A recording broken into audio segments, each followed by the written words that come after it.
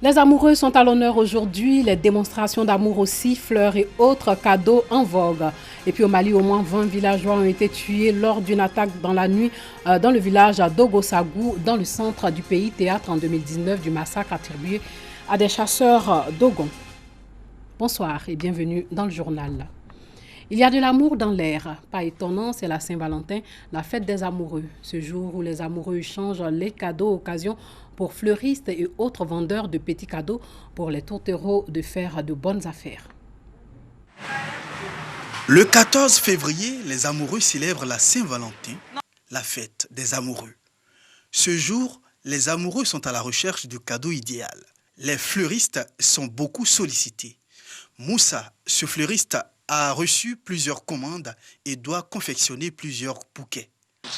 Même si la journée est bien pénible, Moussa ne se plaint pas. Bien au contraire, il se frotte les mains. Oui, elle vient de déposer ça est devant moi, je suis en train de faire. Oui. Bon, comme elle m'avait dit non, que vous avez donné 15 000, c'est pour les deux petits pots. Je me suis arrangé pour faire 5 dans chaque bouquet, ça a fait 10 et puis elle a donné 15 000. C'est comme si c'est 1500 la fleur. La fête de Saint-Valentin, c'est les roses rouges qu'on prend beaucoup plus. Cette période, ça arrange tout le monde parce que c'est notre traite. Outre les fleurs, d'autres articles sont aussi prisés. Peluches, tableaux et même les cartes. Ceux qui emballent les cadeaux font aussi de bonnes affaires. Fête de Saint-Valentin, on peut dire Dieu merci, ça va. Parce que les amoureux, chaque jour ça devient de plus en plus beaucoup. Nous aussi ça nous arrange. Parce que c'est dans ça, nous on nourrit nos familles. Hein. On emballe beaucoup, quelque chose de 300 cadeaux, 400 cadeaux par jour. Pendant les fêtes, ça marche. S'il n'y a pas de fête, l'essentiel c'est notre boulot qui est là. Mais pendant les fêtes, on gagne plus que les autres jours. Les amoureux se bousculent devant les étals et veulent offrir le meilleur cadeau à leur partenaire. Merci pour tout le bonheur que tu m'as donné depuis que je t'ai rencontré. Ça, mon chéri. Des roses. Parce qu'elle adore ça. Elle aime les roses. Ma femme. Ça vous dit, Mariam, je t'aime. Je te fais un gros bisou. Profiter de cette occasion pour dire merci non seulement à ma femme qui, depuis un certain moment, depuis que nous nous connaissons, depuis que nous nous sommes vus pour la première fois, ne cesse d'offrir grandement son cœur à son mari. Et cette fois-ci, je ne voulais pas me laisser faire, donc j'ai décidé moi-même de venir faire les achats pour lui offrir le plus gros cadeau, le cadeau qui vient du cœur. J'ai acheté une peluche. Voilà. Parce qu'il n'est pas là et avec la peluche, il représente la peluche en fait. Et le soir de la Saint-Valentin, de nombreux amoureux vont se retrouver dans des restaurants ou des discothèques pour une fois se dire encore combien de fois ils tiennent l'un à l'autre. Et puis 65 couples de la commune de Benjéville ont été conviés à un déjeuner de la Saint-Valentin. Ce repas de la Saint-Valentin, le deuxième du genre, est une initiative du député maire de la commune. La fête s'est déroulée au foyer des jeunes. Clément Boko. Irène et Toussaint Kwasi ont 30 ans de mariage et 3 enfants. Pour la fête de la Saint-Valentin, le conseil municipal de Benjerville les a conviés à un déjeuner. Comme le couple Kwasi, Salimata et Moussa Tal totalisent 30 ans de vie commune et 4 enfants, le fruit de cet amour. Mais chaque couple détient son secret pour la longévité de leur union. Ça fait 30 ans que nous sommes ensemble. Bon, le début c'est toujours beau, hein. C'est après que c'est compliqué et puis on s'habitue après, puis ça peut aller. Il a arrêté de fumer 1 an après le mariage. Donc ça c'est le meilleur coup. C'est qu'il y a su, il y a confiance et ça continue. C'est tout. Pour nous, notre secret, c'est qu'on échange beaucoup. Même quand il y a des situations difficiles, nous faisons l'effort de discuter, d'avoir une solution. C'est le dialogue et la confiance surtout. Aux côtés des anciens de jeunes couples, ce sont au total 65 couples qui ont été conviés à la célébration de la fête des amoureux. Une action sociale du conseil municipal qui veut exhorter les jeunes couples à s'inspirer du modèle de leurs aînés pour des familles harmonieuses à Benjerville. On remarque que ce sont des personnes qui ont fait chemin ensemble et ce, depuis très longtemps. C'est aussi pour nous une inspiration. On aimerait s'inspirer de cet exemple, de ce bel exemple que vous nous donnez, afin qu'il puisse aussi rejaillir sur les jeunes couples, sur ces jeunes personnes qui s'unissent. La fête de la Saint-Valentin est un moment de raviver la flamme de l'amour dans le couple. Le conseil municipal en a profité pour offrir des cadeaux à chaque femme. Et puis des Antillais sont à Abidjan pour participer au carnaval de Cocody, un événement qui fait la part belle au brassage culturel initié par Georges et la mairie de Cocody. Clément Boko pour le commentaire.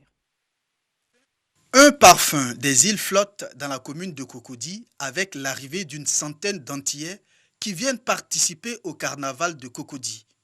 Le carnaval de Cocody, un pont entre les Ivoiriens et les Antillais. C'est le deuxième carnaval qui a lieu à Cocody et particulièrement je vous dirais qu'on va instaurer le carnaval de Cocody.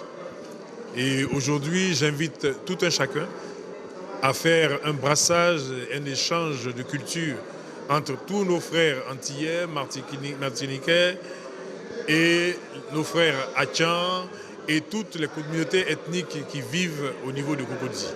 Un événement qui favorise le brassage des peuples et le métissage culturel.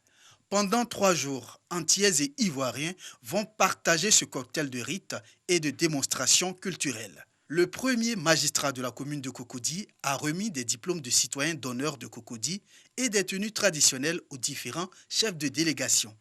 Je suis très contente, je suis chez moi. Je parle avec le cœur. Mon deuxième séjour à la Côte d'Ivoire, j'y étais en février l'année dernière, nous étions une vingtaine. Et nous avons dit que nous revenons en 2020, mais plus nombreux. Première fois, la terre de leurs ancêtres.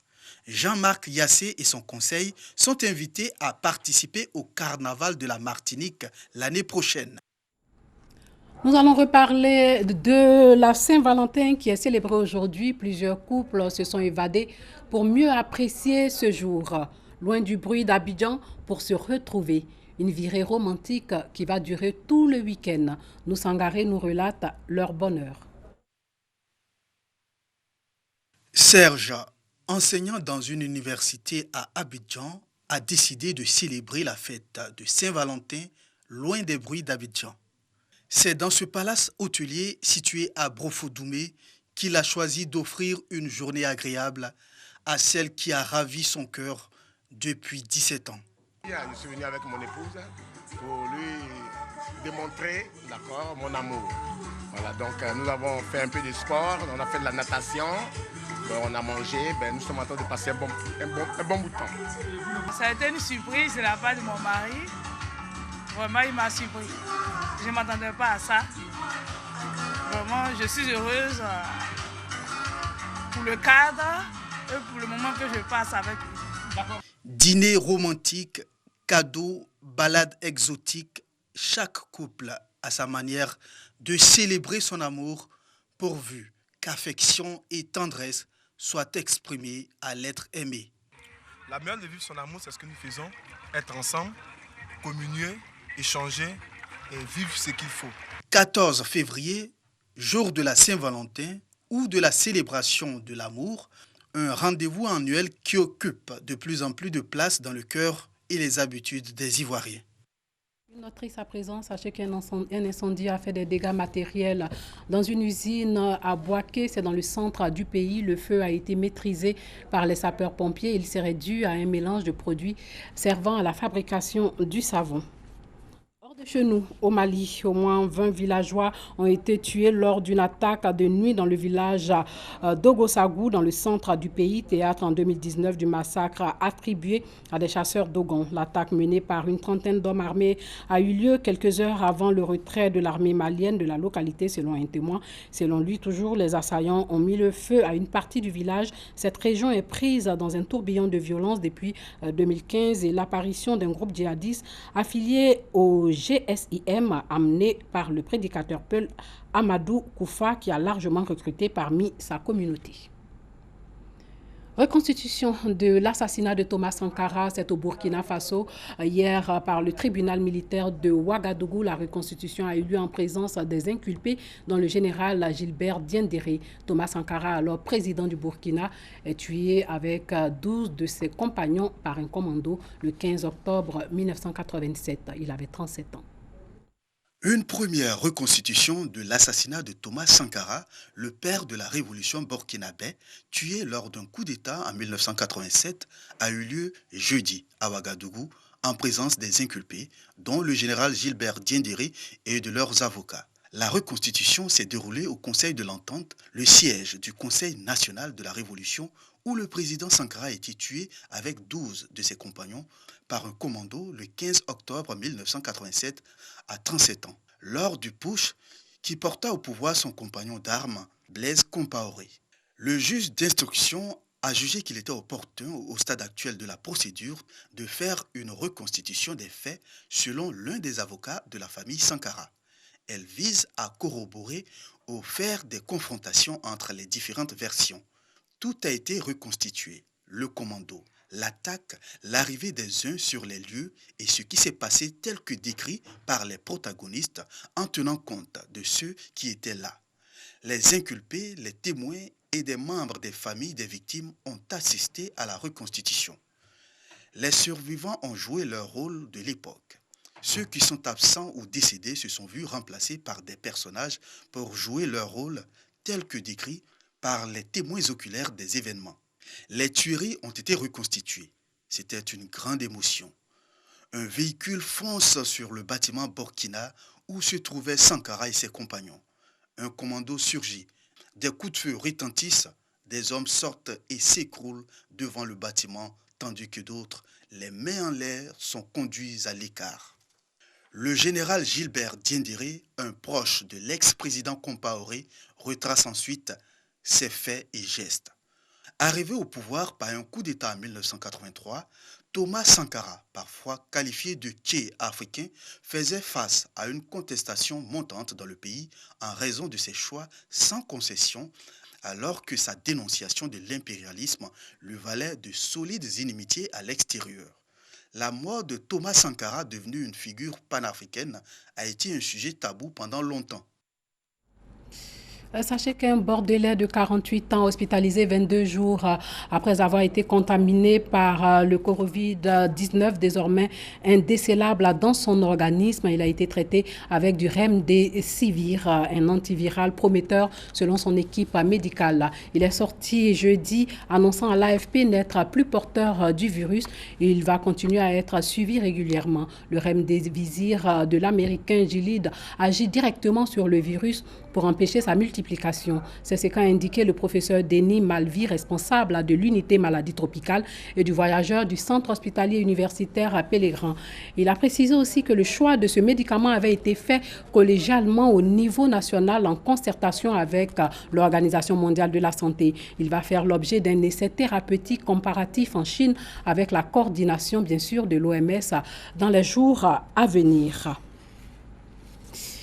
Et puis, dans le Minnesota, jusqu'à ses 19 ans, une Américaine n'avait ni permis de conduire, ni passeport, ni assurance. La jeune femme, née pourtant aux États-Unis de parents américains, n'avait pas d'existence légale jusqu'à ce que son histoire fasse du bruit. Nous reviendrons sur ce reportage de l'un de nos confrères de l'AFP dans notre prochaine édition. Et pour finir, nous allons revenir sur cet incendie qui a fait des dégâts matériels considérables dans une usine à Boaké, dans le centre du pays. Le feu a été maîtrisé par les sapeurs-pompiers.